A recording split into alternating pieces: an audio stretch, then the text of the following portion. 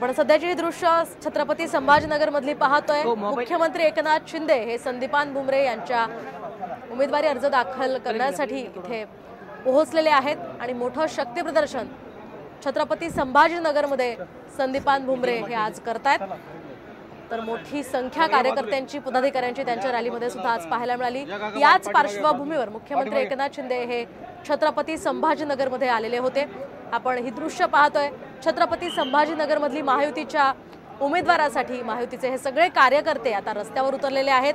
एकूणच ही भव्य अशी रॅली आज शहरातून काढण्यात आलेली आहे। संदीपान भुमरे यांना छत्रपती संभाजीनगर मधून लोकसभेचं तिकीट मिळालेलं आहे, त्यामुळे चंद्रकांत खैरे विरुद्ध संदीपान भुमरे अशी ही आता लढत होणार आहे।